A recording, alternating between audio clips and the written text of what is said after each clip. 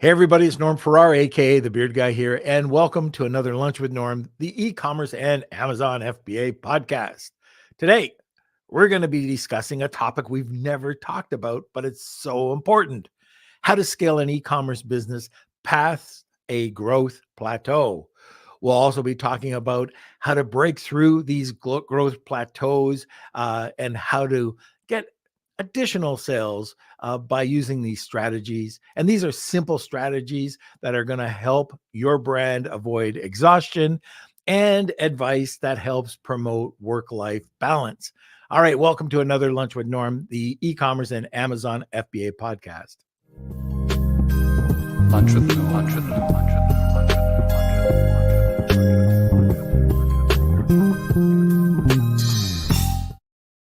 Okay, today, like I said, how to scale an e-commerce company past their growth plateau. Our guest is the founder of the Taji, and I hope I said that, Maureen, correctly, Taji Foundation. She's a renowned brand growth expert dedicated to teaching product-based entrepreneurs. She has also mastered billion-dollar brand building strategies using real data to drive multi-million-dollar growth. Today, first-time guest, Maureen Mwangi.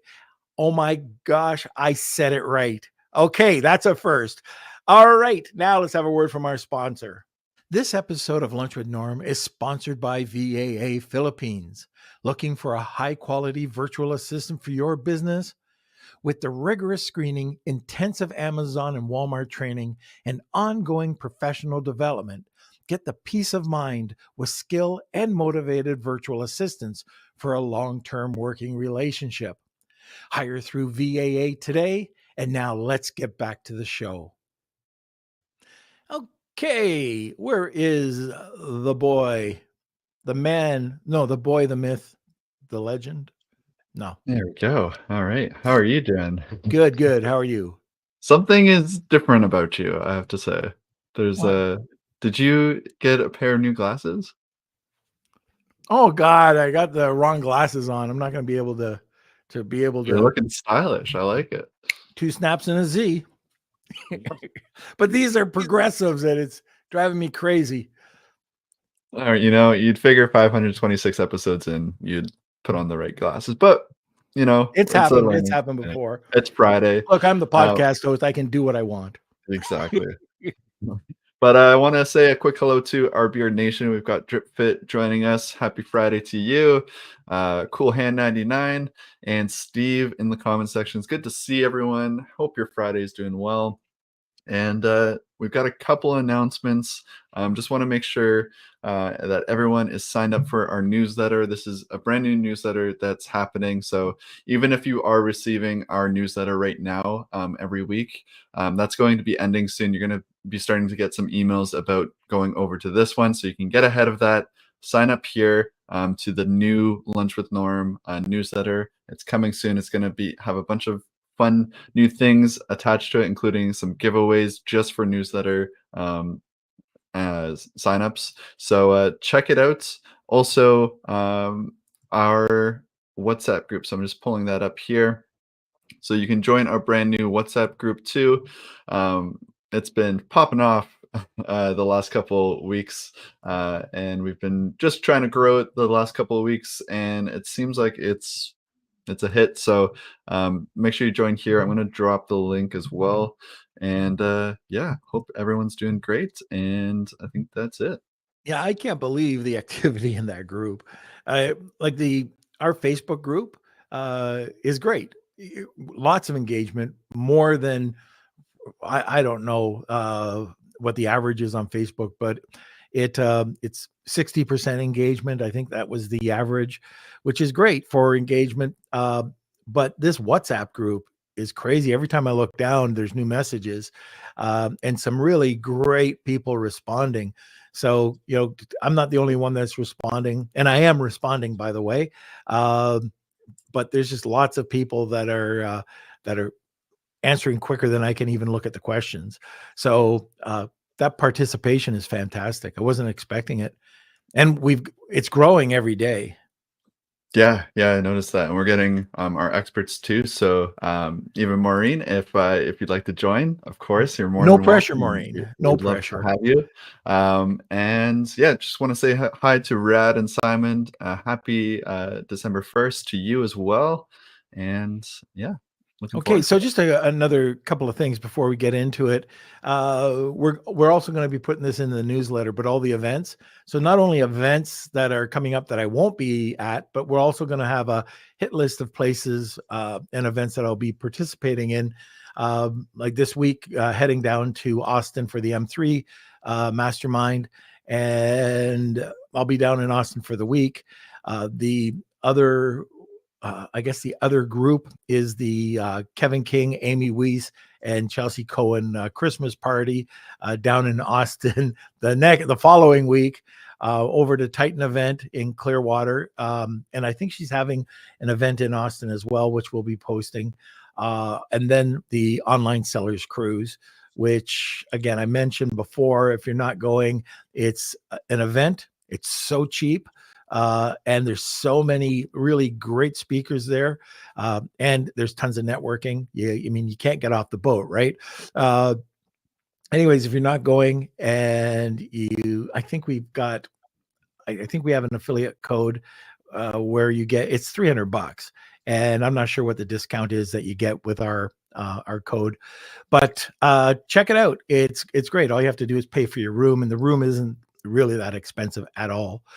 Okay, so now we can get into it.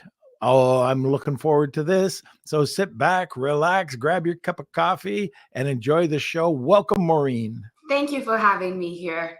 You're welcome. So now you know, no pressure, but just saying, you might have to join that WhatsApp group. Oh, I'll check. I'll look into it. I also look into the event you talked about, the online sellers event, right? Oh my gosh, yeah. If it's a really great not only it's a an event, but can you imagine just being trapped on a ship with 200 people, and you're going out to dinner and lunch, and then you Mhm. go on excursions with them. You come out after that week with a whole bunch of new friends. All right. So That's yeah. all. As entrepreneurs, that's what we need. Sometimes it can be very lonely, right? Yes, absolutely. Okay, we are talking about how to scale your business. Well, getting past that growth plateau, and I've seen it. I've been involved with a lot of companies that you have this hyper growth at the beginning. Yeah. You're moving. You're like you've got tons of sales coming out of the door, but then all of a sudden, it's either that might be in fourth quarter, or it just might be because you have a new product that people love. But all of a sudden, you see this plateau, Yeah. February till whenever. Yeah. And how do you get out of it? So I love this topic, and I want to hear more about what you can tell us about it.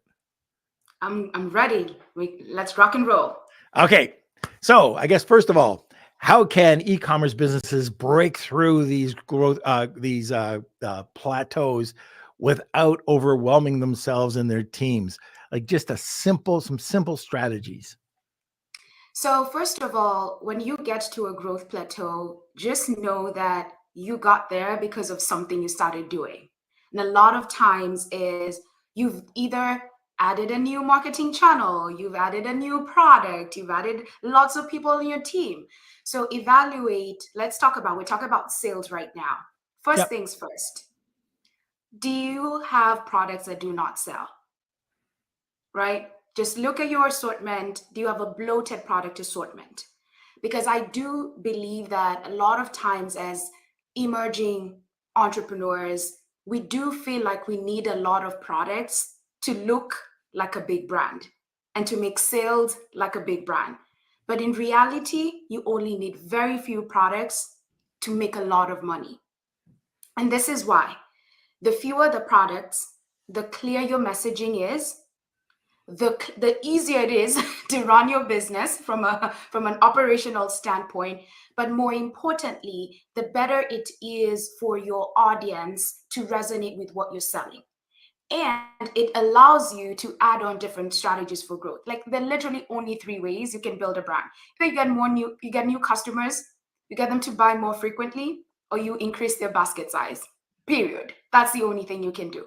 But if you have a core set of products that people are so used to having, it's so much easier to layer on the other strategies with a lot of simplicity.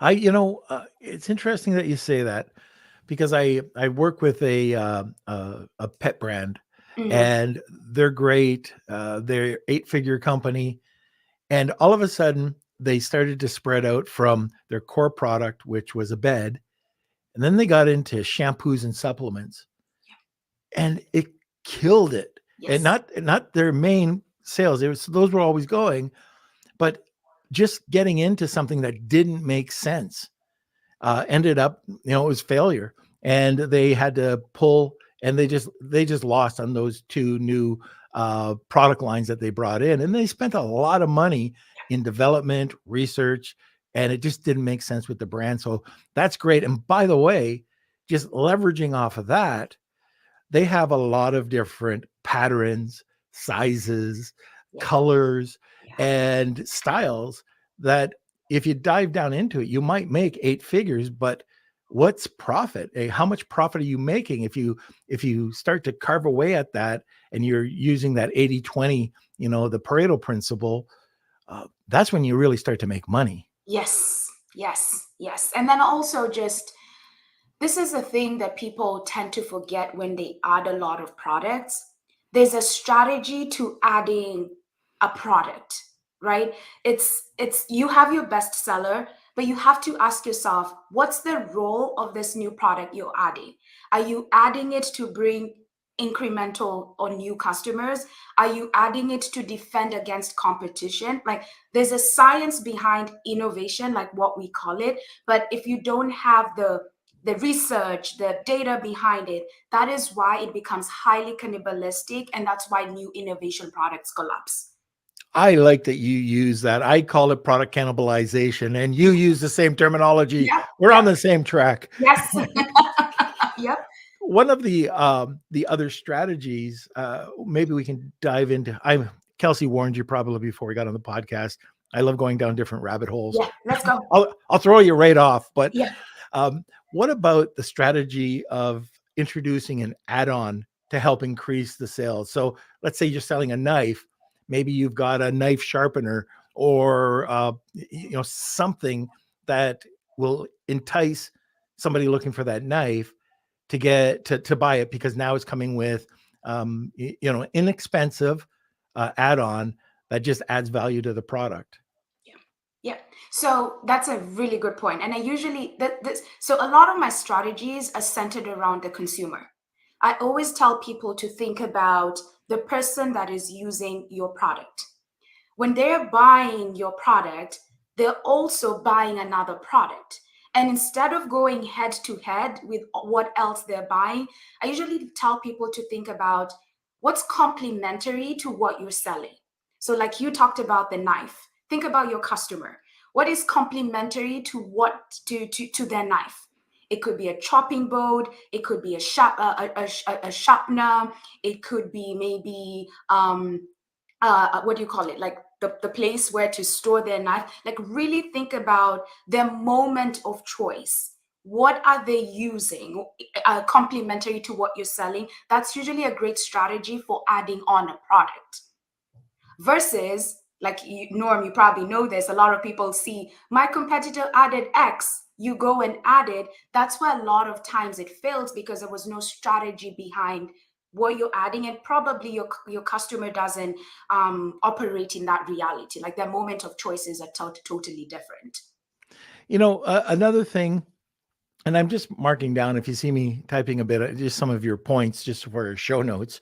But another thing I'm wondering, maybe we can even back up a little further, is that pre-plateau planning.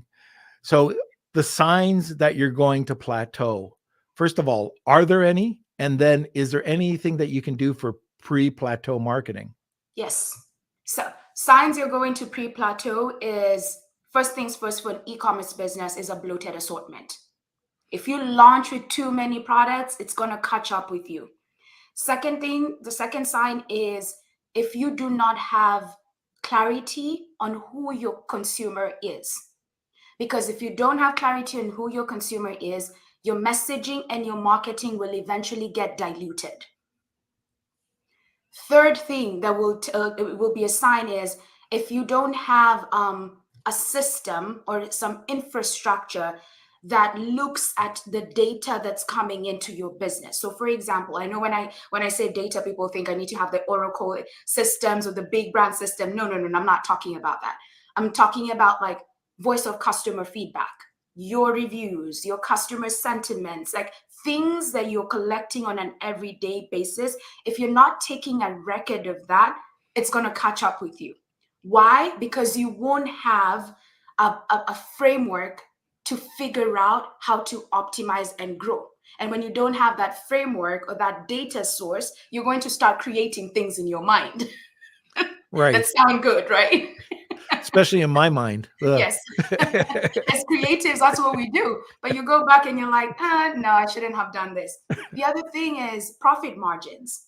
If you launch initially and you don't have solid profits baked into every product you're selling, you're going to get into a cash crunch. Like those are the signs pre-plateau. Okay, now taking it from pre-plateau Yes. and trying to market it, what are some simple marketing techniques that you can do to help? Like let's take take your advice, and we've slimmed down the bloating, and we've taken all of those issues out of the way. Now we've got this pre-plateau, and now we want to kind of get over the chasm and start to see some extra sales. Are there any initial marketing strategies that you can do? Oh yeah, that's my zone of genius. Marketing. Now we're getting to the source. Okay. So first of all, pre-marketing, like marketing is so simple.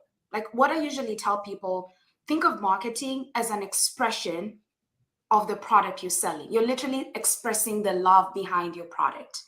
So what you need to have with the marketing is a very simple, clear strategy based out of where your customers are or the channel that you highly resonate with.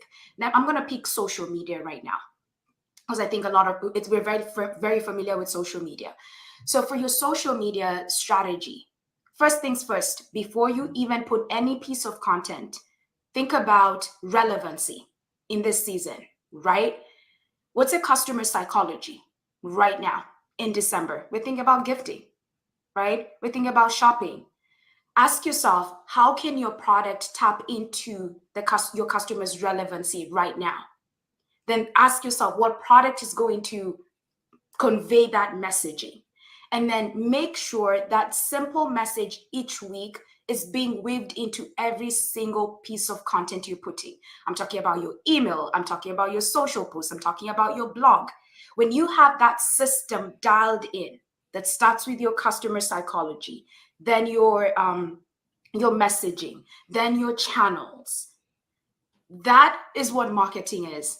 That is what will make sure you don't pre-plateau, because when you start to grow, you're just dialing up the efforts. You're not adding more.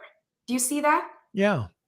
And while you were talking, I was just thinking, and I've never done this before, but everything that you just said, if you could create a prompt around that and put it into ChatGPT, can ChatGPT be a help with trying to understand and bringing out these marketing strategies? Mm-hmm.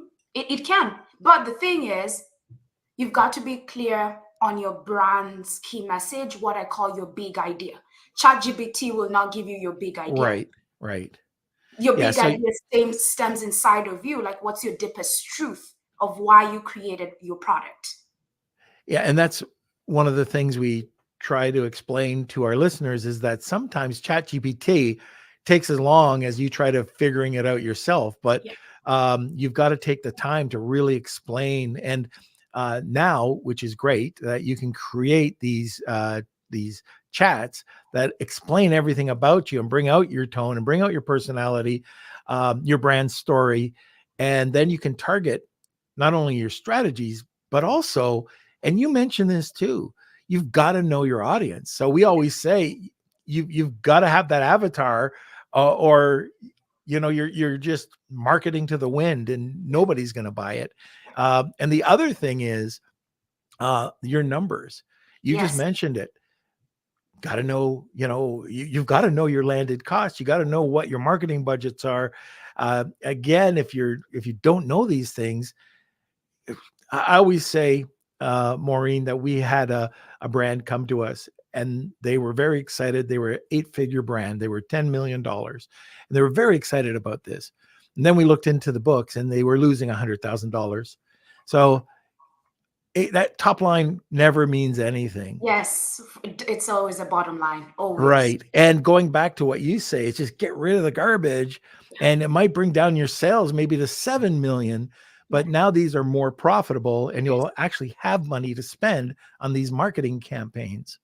And when you have more profits, you can also add another channel.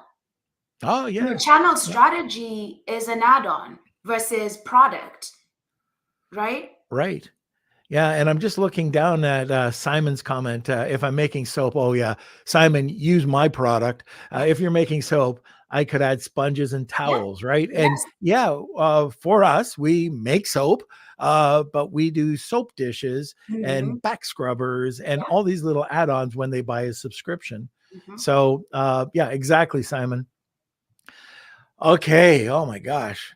Already talking so much. We're almost at the bottom of the hour. We talked about different strategies. What are the strategies? Like you've got these, you've got your winners, and now they are plateauing. It's February, sales start to peter off. How do you avoid just plain exhaustion, like product exhaustion, when you're trying all these new things? How do you know? Yeah, so the reason why this to me is what I see happen. The reason why entrepreneurs get exhausted is, first of all, there's this mindset that all products have to sell 24/7. I'm not sure where it came from, but this is my philosophy. You need to have a portfolio strategy. What I mean is there's a role for each product, and you have to figure out, based on your assortment, which assortment is responsible for driving volume, which assortment is responsible for incremental margins, which assortment is responsible for driving buzz potential, like new news, you want people to get us excited. Based on how you've laid out your assortment and the strategy for each assortment, you then need to decide at what time of the year am I going to be selling that. Because this is what I've noticed. A lot of e-commerce entrepreneurs really have 2 selling cycles and 2 selling seasons in a year. So they have this two peak strategy that I call. They pretty much just focus on either gifting or holiday. And what I mean by gifting is Father's Day, Mother's Day, people run and do something and then wait all the way up until December to sell again. What that does, it's risky for your business, because every time you sell, and if you're running paid ads, a lot of people do that, you're going to increase your cash in order to capture a new customer. Then if you don't have anything next in your business, you won't have, like, your cash flow will then dip. So you're constantly going to be in high stress, then you're down, up and down, versus having 4 seasons in a year where your product is going to focus on always, right? So you of course, the 2 ones are constant. You're always going to figure out a gifting, and you're going to figure out you're going to have Black Friday, the holiday. Now think about 2 other times in the year where, first of all, where does your brand naturally fall into from a cultural standpoint? Like, what does your brand stand for? And can you tap into a cultural moment and make that your season? This could be like March, Women's History Month. Maybe you'll have something then. Then identify another time where you can do like a limited time offer in the year. What that does, it spread out your cash flow and your selling cycles throughout the year, so you're not burning out. Yeah. Yep, I understand that, and even with our product. So we'll go back to soap. With our soap, I had a Colin Campbell. He's been on here. He wrote the books Start, Scale, Exit, Repeat, and he was looking at our company, and he says, "You know what? Hate to tell you this, but you are wasting so much money on one-off sales throughout the year." He says, "You're selling really great soap. Stick to holidays for your marketing." And exactly what you said, there's really two selling periods for us. And that's right now Mhm. or Valentine's Day, Mother's Day. Yeah, And that's where we make a lot most of of our it. sales, those two periods, fourth quarter and around those holidays. Yep. Yeah, it's incredible. And so what we would have wasted in one-off sales and what we get for subscription sales, first of all, your order value goes up, your lifetime order value goes up because once they try it, they always stick with it. And it's not one bar; it's usually a package of 3 or 5 on a 12-month period. It's great. Once you figure out that strategy. Yep. But That's anyways, I just wanted to say I agreed with you. yep. I was listening to you because I'm just like, it's so simple. And my head just went, simplicity is genius. But as entrepreneurs, we complicate. And I was looking at the question here, somebody asking, how do I discipline myself from chasing new things? And so it's my head that was processing because I wanted to respond to what you said. It's like, simplicity is genius. Simplicity is where the money is at. But the reason why we chase shiny object syndrome stems from not having a clear strategy and a clear plan. Because if you have the clarity and if you know this is my executional plan, you'll execute on it, right? Yeah, one of the one of the worst things I did, but it's a great organization, is I ended up signing up for Warriors Forum, WSO, and they come out with products that are just coming out, and every day, all of a sudden, you're getting a new email, and you could get this new lifetime thing for $49, which they then go to a one-time offer, which brings it up to $297, which then goes up to $1,000. So by the time you get out of the offer, you're spending over $1,000. Yeah. But it's crazy with everything that's happening with AI right now. And then if there's any new, like especially when PPC was coming out, uh, Mhm. all these shiny objects were coming and surrounding Amazon. And you can see it even with e-commerce sales or retail, but there's always these shiny objects. And I'm bad for that. I really have to discipline myself because I'm one of those people that buy things and never watch, never use it, will never log in, but I had to get it. Mhm. I'm the same. I used to be like that, but not with offers. For me, it's closed. Sometimes I might go Ah, and they have tags, and I'm like, why did I buy this? Like, why did I buy this? And then I you see. I can make it simple. I upload just the have a tag. black t-shirt. Black t-shirt. I buy them. I don't have to worry about it. I have too Okay. many colors because I like to coordinate colors. So we're at the bottom of the hour. And if you're Mhm. listening for the first time, this is where we're going to tell you a little bit about Wheel of Kelsey. So this is a prize that we give away at the top of the hour. And it's something usually that our guests are providing. And today, Maureen, what are you providing? I'm providing a complimentary strategy call, particularly around this season. I want to help you create a 2024 plan for growth.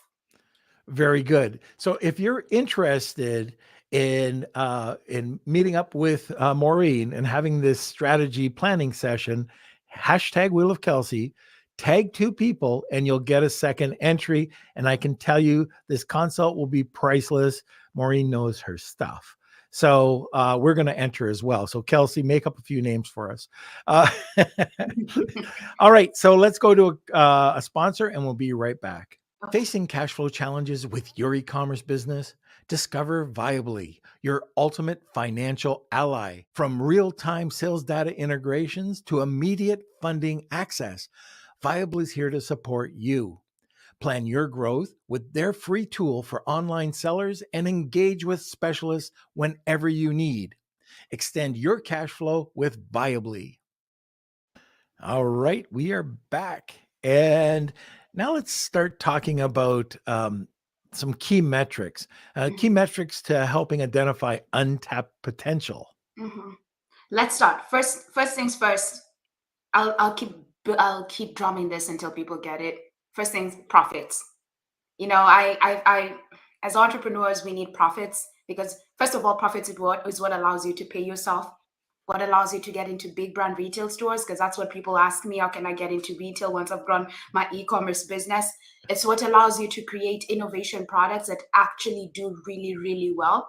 It's what allows you to get into a new channel. It allows you to do a lot of things. So first things first, it's profits. The second metric that I really want to talk about is your marketing key performance indicators, like your customer acquisition costs, your cost per lead, like your lifetime value. Because once you know this, you'll be able to understand the effectiveness of what you're doing from a marketing perspective. I definitely feel like shiny object comes in two forms. It's either in new products or in new marketing strategies. But if you don't know whether what you're doing right now is profitable, it drives incremental growth, you're going to add on something else that again strips away from the profits and also just exhausts you mentally. Because how you market on TikTok is not how you market on Instagram, but people don't get that.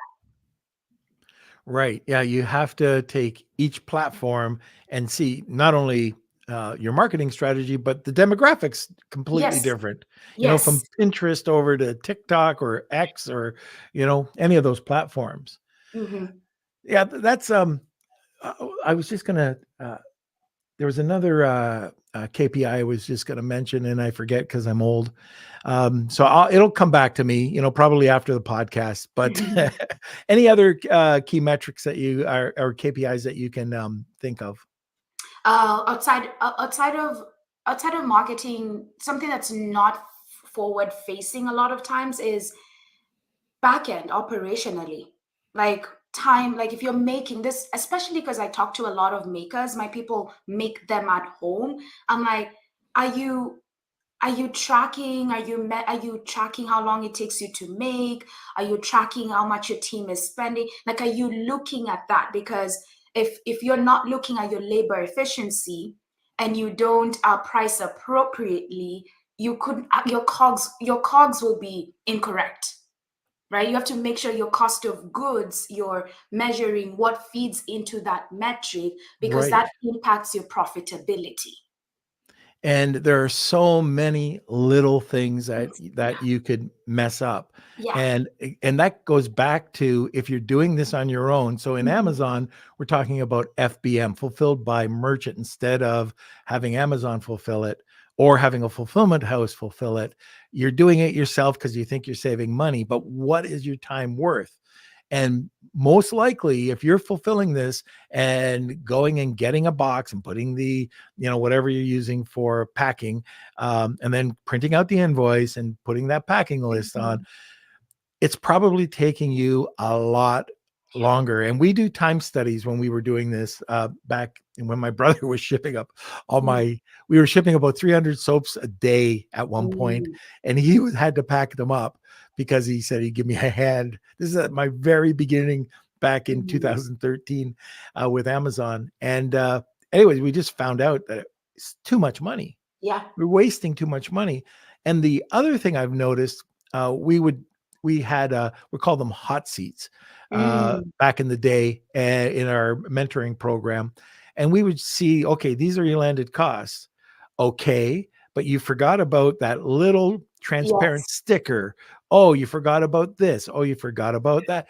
Oh, you forgot about, and now we had to take a look at other fees, long-term storage fees, your PPC costs, and these are things that a lot of people don't take into consideration, but it's funny because when I've talked to sellers, sometimes they said, oh, I didn't really think it counted.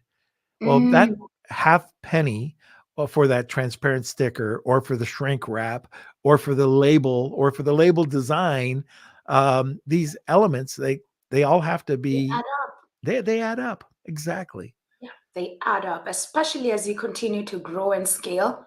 That's when you notice. When you're little, you don't notice. But when you start to grow and scale, your labor expenses, your raw materials, your overhead expenses, definitely eating up into everything. Right. And I want to talk a little bit about what you can tell I'm Canadian because they said about uh it- uh the time and effort as an entrepreneur Mm, is very lonely. yeah, And you don't know it until you're in it, yeah, 2 feet, and you're doing it all by yourself.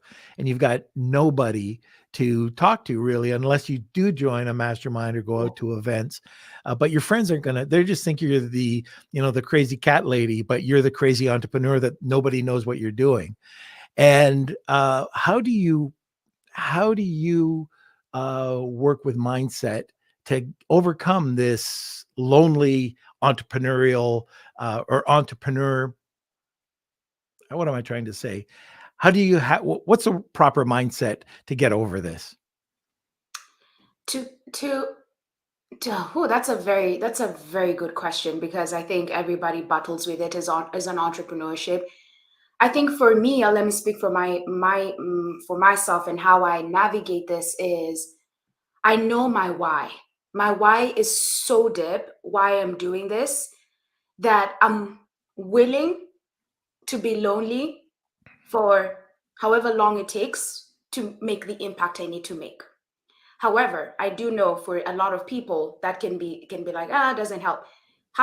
What I recommend is get into containers with people like you. Like, pay to play this game. I do pay to play this game, because sometimes there are days where you wake up and you're like, nah, I don't feel like doing. And then I open up my mastermind group chat. I'm like, everybody's killing it. Okay, then Maureen, get your butt up. Let's go. So sometimes if you can't do it, I have people who can do it on their own, and have others who cannot. So ask yourself as a person, do I need to be in a community? If you do, just make it a part of your P&L. Like, I have a line that says Maureen's professional development. Some months I have it, some months I don't have it. Just depends. That's how I would deal with it. Yeah, that's a very good answer. Just getting out, meeting people. If you have to keep it inside, and you're just trying to grow your own business, first of all, you're not an expert in everything. You know. You might be doing strategies that are killing Mm, your business. Uh, the different components of a business, from accounting, operations, marketing, sales.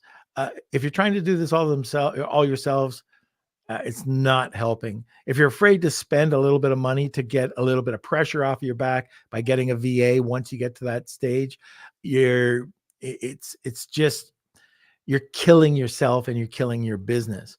Now, one of the areas that we look at is accountability. mm, So if you join a group, or maybe you have somebody that's in your own town, or you do a local meetup, uh, you could talk to your meetup and see if you could group up with accountability partners, and then you hold each other accountable for getting whatever you need to be done during that week or the month while your next meeting, before your next meeting.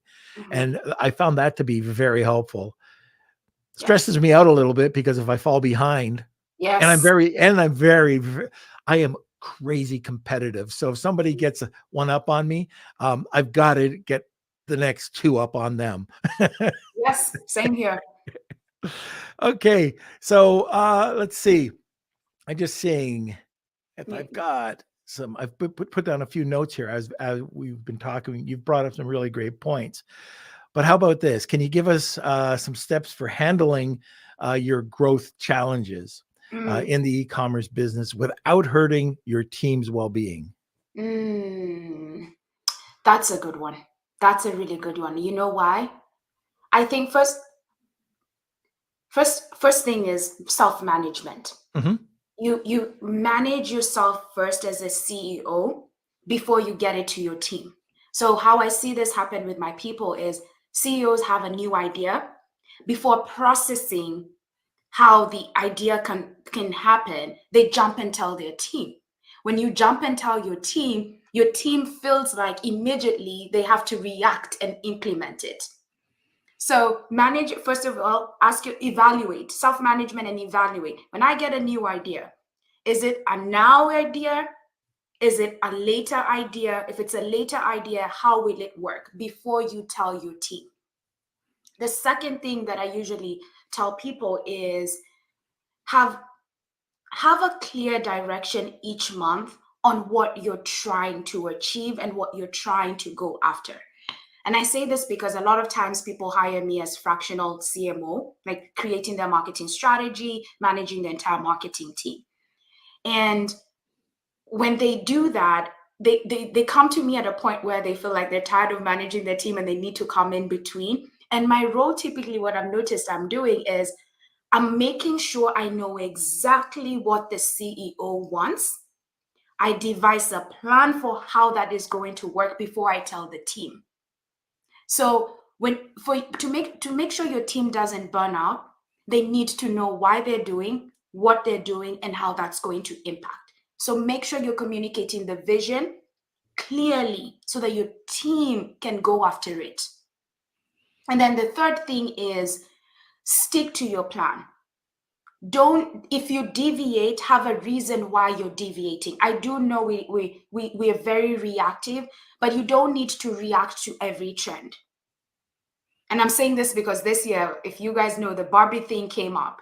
There were a group of people that jumped on the Barbie trend. There was another group of people that didn't jump on the Barbie trend. And I tell my people, you don't have to jump on all trends. It's like Threads. When Threads came out, oh my God, that happened this year. Been a long year. People felt like they needed to be on the Threads app. Right. And I'm like, why are you on the Threads app? Like, what's the role of Threads in your business? What's the philosophy behind you jumping on? Like, really, really make sure you know why you're doing some things, and also know you don't need to jump on any trend unless you have to. I'd like to also add, just talking about Threads, another communications is that you have to have that time for yourself during the day. And that's to get your job done.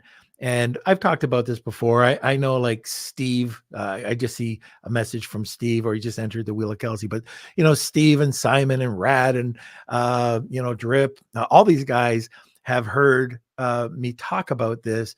And that is getting a funnel for your communication. And I use something called Rambox, where it takes all my Slack, my Skype, my WhatsApp, my WeChat, my everything, puts it into one channel. And I just have somebody like my executive assistant who's listening right now, who makes all the notes or timestamps for the podcast. But Mary just goes in, and if there's something urgent, she lets me know, and I can turn it off 100%. And people wonder, oh, you never got back to me for 2 hours. Well, yeah, because I tuned everything out so I could get my work down. And that's probably one of the biggest, probably the single biggest thing I've ever done for my business, is being able to just to tune everything out and get my main priorities done for the day, my next set. And I don't have to, every time I see a little red dot, oh, there's a new message, I don't have to even see it. I don't even open it, because if there's an emergency, I know Mary. I know you will, Mary, but I know Mary will get a hold of me, somehow with our urgent email. Yes, that's so true. Yeah. So I just wanted to bring that out. The other, I guess the other thing is, Kels, I thought there was more than one question. I thought I saw there's a question here about, you said you need to know your customers. Yeah. Oh, okay. So Kels, why don't you read that one out? Yeah, there are a couple of questions that you guys already talked about the answers for them. So this one's from Alexander. You said you need to know your customers. There's much talk recently that one needed to know who are his customers before launching the product. Can you give an example of how this works? Maybe like step-by-step kind of process that you have. As an example, using wooden furniture. Great point. Yeah, because I consume the same content all of you consume, and I feel like people say know your customers, but don't tell you what that means.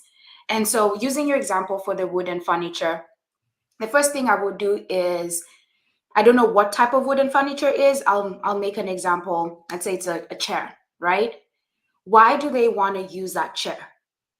Right? Is it, and what type of chair is it? So really think about, I think I use it like the moment of choice.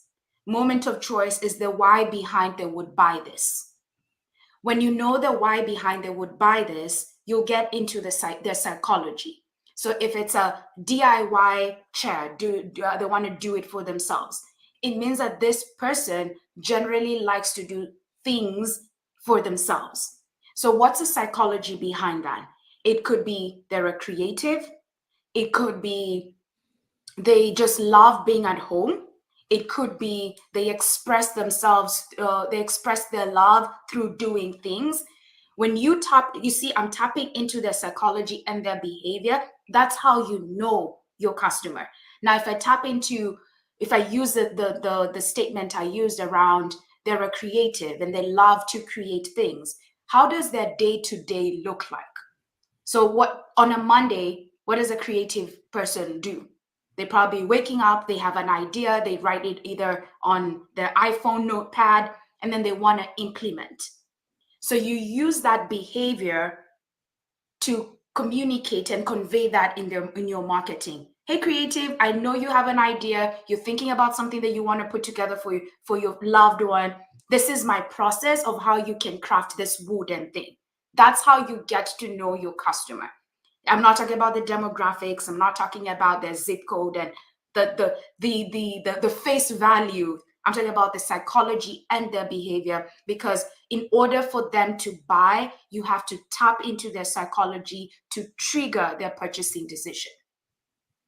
Got it. And you just for me, knowing your audience, I'm just gonna just dumb it down. If I'm selling a product, just soap, to everybody without knowing my audience, I'm throwing my money away because I don't know who's going to buy what and I can't target them.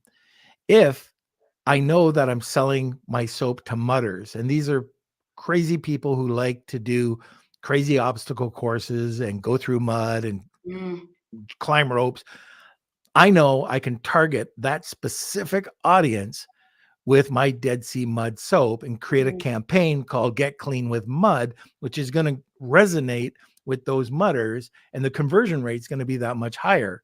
But I have to know who that is. And that's why it's so important that you know that audience, even though you have wooden furniture. Okay, if you go out there and you sell wooden furniture to the masses, well, who are they? Is it, what type of furniture is it? Is it an IKEA style furniture where it's more contemporary and very inexpensive? Or you're looking at a more expensive audience, that mid to upper income people, or Mennonite furniture, people looking specifically for that, softwood or hardwood types of wood. There's all sorts of different things to take into consideration. And I can tell you there's a couple of things here that we can help out. First, Rand Fishkin, the guy who founded Moz, he came on the podcast and he was telling us that he has an app called Spark Toro, and that'll show you what other your competition is doing. Who are they targeting with your style of product? And it's very inexpensive. I think it was like $49 for the month, and you get so many searches. Then the other thing, I'm going to put it in, Kels, I can't post it, but I'm going to put it into our chat. We did this last time with Mark DeGrasse, and this is the avatar. Very simple to add this avatar. You can post that. This is a prompt that makes it very easy. Mark's the president of Digital Marketer, but this is new. I didn't post this the last time, but one of the things that Digital Marketer talks about is understanding your customer's value journey. And this is a prompt for that he just put out. And this, I can't express how important it is to know those things, and also the lifetime value of your customer. If you don't understand that, you won't know what to spend or how often to spend. Yeah. And just being long-winded, I know that if somebody's going to buy a bar of soap for the first time, I can spend $10 for that bar of soap, because I know that that person's going to come back and over a period of a year buy 12 more bars of soap from me.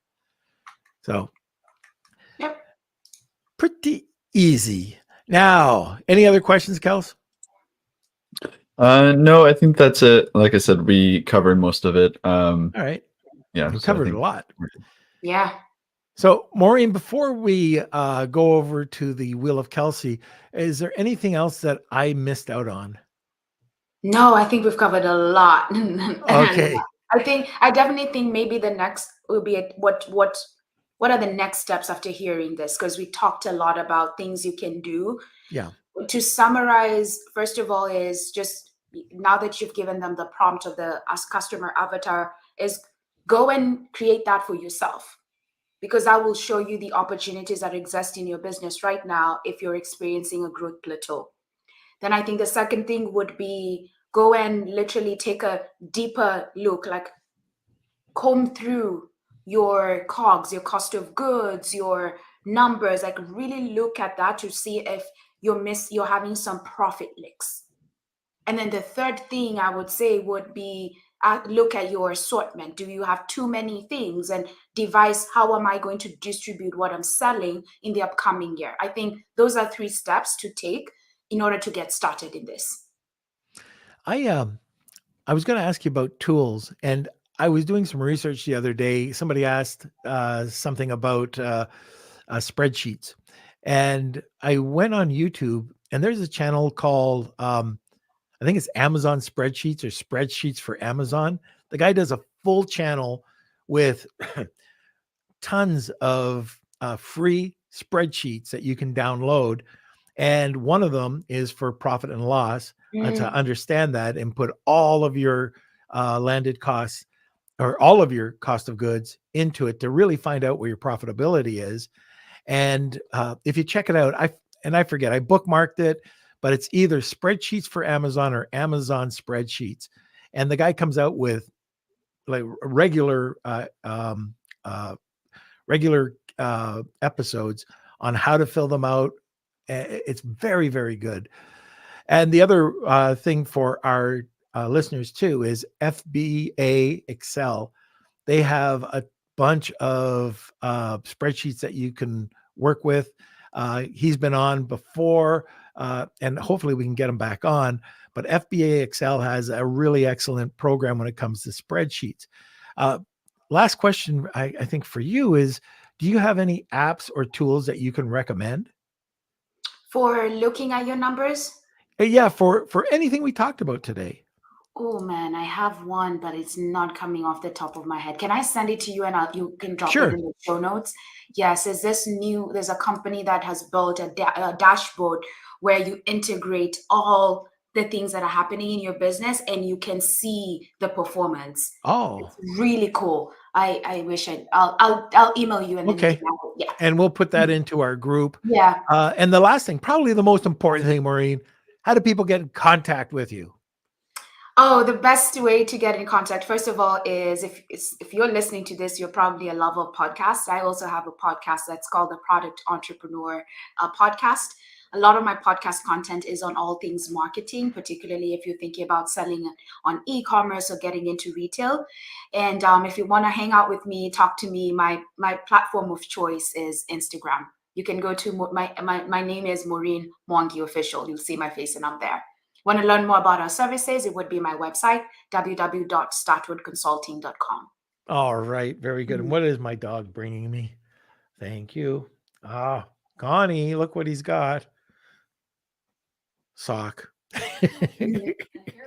Oh, a hair tie. Okay. Okay. So let's see. I think that's it. I got a read, right, Kels? Like every episode now. Here we go. A live read. Let's talk about seller basics. All right. Hey, Amazon sellers faced with account suspensions, ASIN hiccups, or IP headaches, introducing Seller Basics, your Amazon account's guardian. With just $99 a month, Seller Basics offers a dedicated team to shield your business from these challenges. Plus, this membership offers free legal consultations from seasoned e-commerce attorneys. No long-term contracts. Cancel with just a month's notice. View Seller Basics as your account health plan. Check it out at sellerbasics.com. And now for the disclaimer, Seller Basics isn't an insurer or a law firm. Consultations come from independent firms. Results may vary. Memberships needed before events leading to claims, and terms apply. That's it. And now I think we can go over to the Wheel of Kelsey. It's time for the Wheel of Kelsey.